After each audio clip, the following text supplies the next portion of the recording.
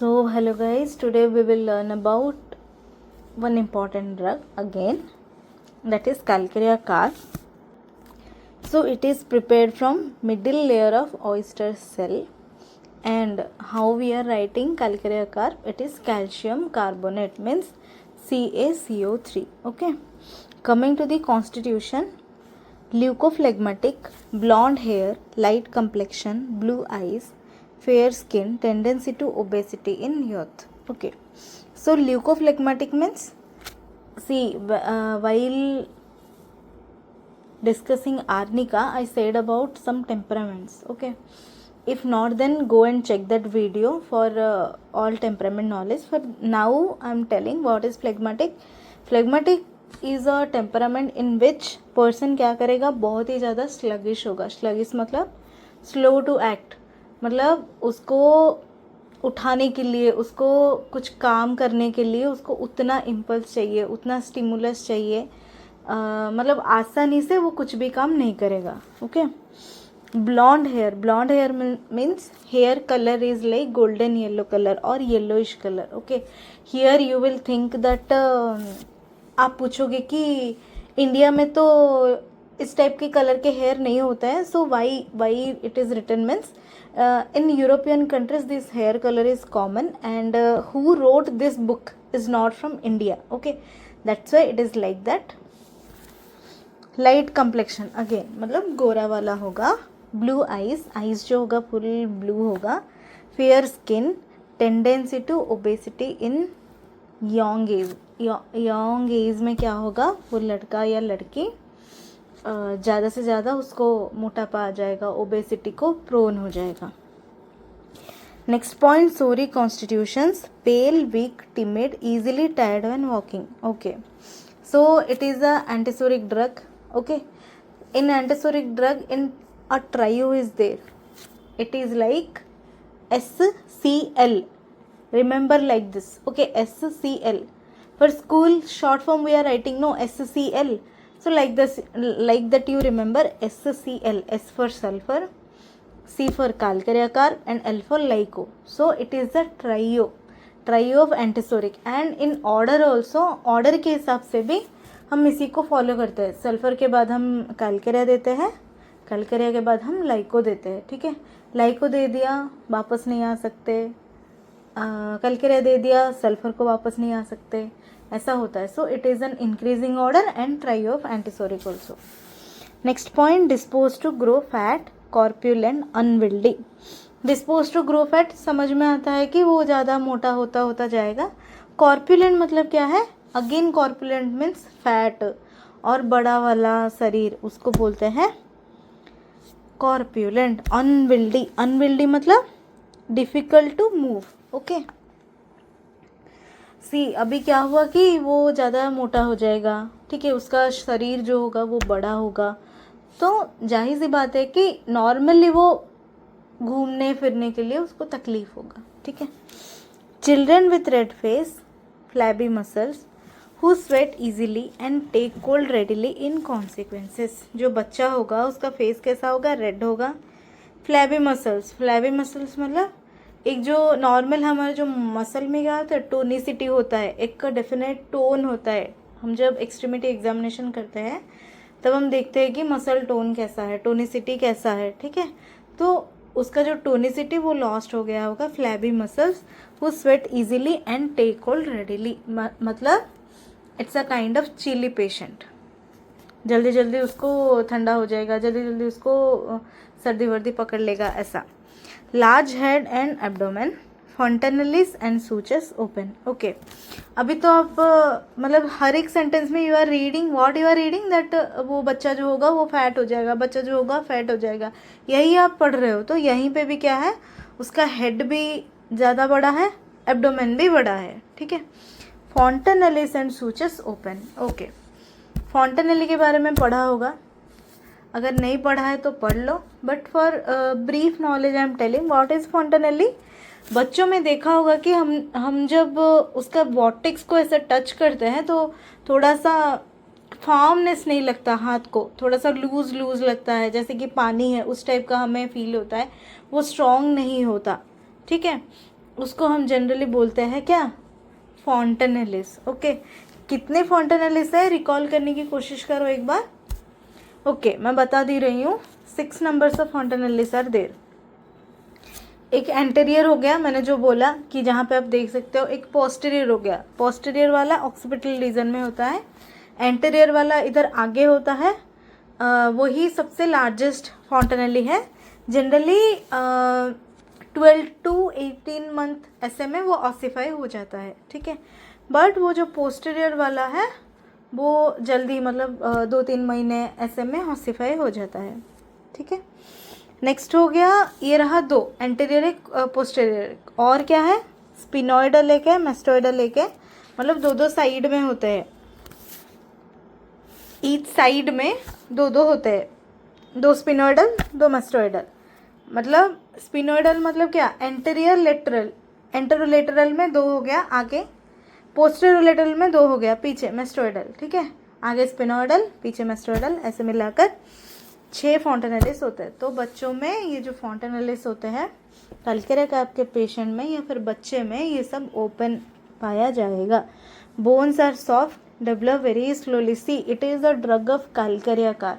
Calcarea carb means origination is calcium, so anything will relate to your bone only. So bones are soft, develop very slowly. Girls who are fleshy, plethoric and grow too rapidly. मतलब क्या होगा, वो ज़्यादा मोटे जैसे होंगे, ऐसे जल्दी ही मोटा हो जाएंगे, और बहुत जल्दी जल्दी जो रैपिडली ग्रो करेंगे, उनके लिए आप दे सकते हो calcarea carb. Coming to next point, difficult and delayed dentition with characteristic head sweat and open fontanelles. Again I said open fontanelles होगा। हेड का स्वेट इंपॉर्टेंट है, आगे जाकर पढ़ेंगे कि कितना स्वेटिंग होगा, ठीक है। Difficult and delayed dentition, again calcium deficiency. Next coming to mental general, fear she will lose her reason और that people will observe her mental confusion. उसको हमेशा डर रहेगा कि मैं जो कर रही हूँ, मैं जो कर रहा हूँ, क्या मैं सही कर रहा हूँ, सही कर रही हूँ, कहीं मेरा मतलब मुझसे कुछ भूल चूक ना हो जाए, कोई मेरा कन्फ्यूज़न ना देख ले, कोई मुझे ना जज कर ले। इस टाइप का कन्फ्यूज़न ज़्यादा होगा कैलकेरिया कार के पेशेंट में। ब्रैकेट में सिमिसिफ्यूगा दिया गया है। सिमिसिफ्यूगा मतलब actaea racemosa. Okay, coming to physical general, profuse perspiration mostly on back of head and neck और चेस्ट और upper part of the body. कितना ज़्यादा पर्सपिरेशन है देख लो, बैक ऑफ द हेड में होगा, नेप ऑफ द नेक में होगा, चेस्ट में होगा, generally upper part of the body में ज़्यादा होता है। ब्रैकेट में दिया गया है साइलेशिया। ओके, साइलेशिया का जो स्वेट होगा, जनरली मैं बता दे रही हूँ, नॉर्मली इफ अगर आप साइलेशिया चूज़ कर रहे हो, कि याद रख लो साइलेशिया का जो स्वेट होगा वो कोल्ड टू टच होगा। मतलब जब आप टच करोगे हाथ को या फिर पैर को या फिर जो भी स्वेटिंग पार्ट को, वो पार्ट आपको कोल्ड लगेगा, ठीक है। Next point, during either sickness or convulsions great longing for eggs. Okay, either sickness, sickness मतलब बीमारी के टाइम पे, कॉन्वल्सेंस मतलब क्या है, ये है न्यू वर्ड। कन्वल्सेंस मतलब हो गया रिकवरी पीरियड, ठीक है। अभी मेरे को कुछ तबीयत खराब हुआ था, I was sick some days before, but I am now in a phase of recovery. उस पीरियड को हम बोलते हैं कन्वल्सेंस। उसी टाइम पे क्या होगा, उसको एग खाने का मन करेगा, longing for egg. Craves for indigestible things, alumina, ठीक है। इनडाइजेस्टेबल थिंग्स खाएगा, मानो चौक हो गया, चारकोल हो गया, चावल हो गया, कच्चा चावल जो होता है, इस टाइप की चीज़ें खाना वो पसंद करेगा। एल्यूमिना में भी एलेंस में दिया हुआ है, if you want you can check. Aversion to meat, उसको मीट खाना बिल्कुल भी पसंद नहीं है। और अदर दो ड्रग है, नाइट्रिक एसिड और म्यूरेटिक एसिड, उनका भी एवर्शन टू मीट है। Next point, diseases arising from defective assimilation and imperfect ossification. Very very important, क्योंकि यही है उसका मेन थीम कि क्यों पेशेंट ऐसा है, ठीक है। पहले उसका एसिमिलेशन प्रॉपर नहीं हो रहा, सेकेंड थिंग उसका ऑसिफिकेशन प्रॉपर नहीं हो रहा, ठीक है। एसिमिलेशन मतलब मैंने बताया था जब पढ़ा रही थी, तो मैंने पहले भी बताया था, अभी भी बता रही हूँ। डाइजेशन के जो 4 फेजेस होते हैं, एसिमिलेशन होता है 3rd पार्ट, ठीक है। वहाँ पे क्या होगा, जनरली आपका एब्जॉर्वेशन होगा इन सेल टिश्यू और बाय ब्लड, उसी को हम बोलते हैं एसिमिलेट करना, और उसी से ही हमको एनर्जी मिलती है। तो अगर एसिमिलेशन प्रॉपर नहीं हुआ या फिर ऑसिफिकेशन प्रॉपर नहीं हुआ तो सारे चीज़ें डेवलप कर सकती है। ऑसिफिकेशन मतलब अभी जैसे बताया था कि फॉन्टेनेली का ऑसिफिकेशन इतना होता है, हर एक बोन का ऑसिफिकेशन होता है, हर एक बोन का ऑसिफिकेशन सेंटर भी होता है, ठीक है। और जब आप एनाटॉमी पढ़ रहे होंगे तो आपको पता चल चुका होगा कि ऑसिफिकेशन सेंटर क्या होता है, कितना ऑसिफिकेशन सेंटर होता है, कौन से मतलब अप डाउन डाउन अप कौन सा मतलब कैसा ऑसिफाई होता है, ये सब आप पढ़ चुके हो। So once try to recall that. अभी के लिए जान दो कि ऑसिफिकेशन इसका इम्परफेक्ट है। Difficulty in learning to walk और स्टैंड, चलने में और खड़े होने में उसको दिक्कत होगा, ठीक है। Same to same symptom causticum में भी प्रेजेंट है। कॉस्टिकम में क्या है, unsteady walking and easy falling of little children, ठीक है। कॉस्टिकम का भी जो बच्चा होगा उसका चलना फिरना ये सब अनस्टेडी होगा, मतलब स्टेडीली वो नहीं कर पाएगा और इजीली गिर जा रहा होगा, ठीक है। Next point, children have no disposition to walk will not try, मतलब चलना ही नहीं है उसको, ट्राई ही नहीं करना है उसको, छोड़ दिया, मुझे ट्राई ही नहीं करना। मैंने बताया था ना कि वो लोग फ्लेग्मेटिक टेम्परामेंट के होते हैं, मतलब कितना भी आप पुश करो करो करो करो देन दे विल डू, मतलब you require much more impulse, much more stimuli to awake them, much more energy you will require to awake them. Suppressed sweat, okay. Next point, longing for fresh air when in room which inspires benefit and strengthens, मतलब room में जब होंगे और उनको fresh air आ रहा होगा तब वो लोग उसको इंस्पायर करेंगे और उनको अच्छा भी लगेगा। ओके, पिकुलियरिटी क्या है मैं नेक्स्ट पॉइंट में बताऊंगी, अभी के लिए याद रख लो कि घर में होंगे, फ्रेश एयर उनको चाहिए, वो उनको अच्छा लगेगा। ब्रैकेट में दिया हुआ है pulsatilla sulphur. Longing for fresh air खाली मानो तो और ड्रग भी आएंगे, अर्जेंटम नाइट्रिकम और एमएल नाइट्रोजम भी। Next point, coldness in general of single parts, okay. Single part का कोल्डनेस है, टच करोगे तो कोल्ड फीलिंग आएगा। कैलिबाई है ब्रैकेट में।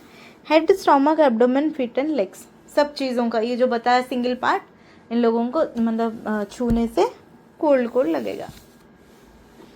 Aversion to open air, cold open air goes right through her, क्या बताया था लास्ट पॉइंट में, फ्रेश एयर डिजायर है बट ओपन एयर एवर्शन है, ठीक है।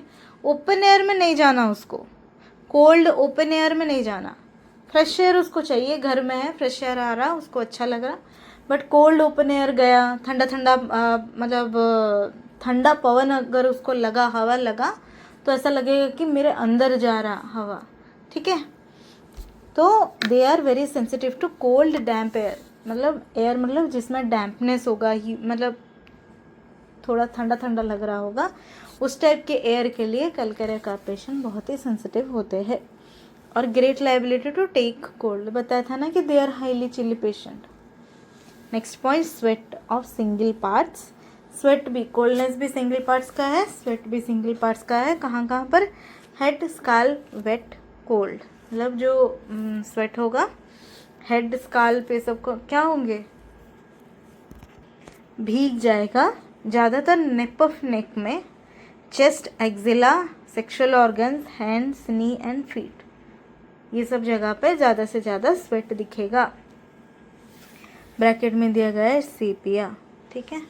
नेक्स्ट पॉइंट, यूरेमिक और other diseases brought on by standing on cold damp pavement.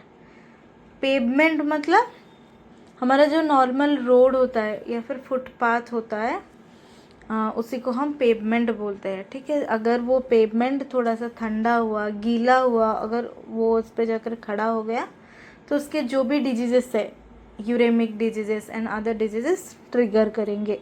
एमिया मतलब इन ब्लड, ओके। यूरेमिया मतलब इंक्रीज्ड यूरिया इन ब्लड, ठीक है, उसको बोलते हैं uraemia.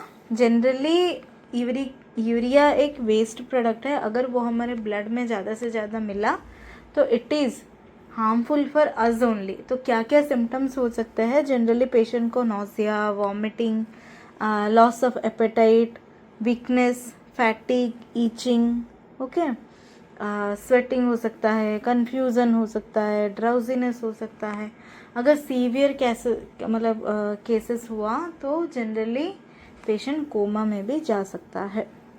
Coming to next point, और working while in cold water में काम किया, कोल्ड पेवमेंट पे खड़ा हो गया तो यूरेमिक डिजीजेस और अदर डिजीजेस उसके ट्रिगर हो सकते हैं. मॉडलर्स और workers in cold clay, again जो बनाते हैं मॉडलर्स हो गए, ज़्यादा बनाएंगे ना वो आइडल ये सब, तो उसी टाइम पे उनको क्या होता है कि क्ले पे खड़े होना पड़ता है, मिट्टी पे खड़े होना पड़ता है. देन कोल्डनेस की वजह से they can easily prone to take cold.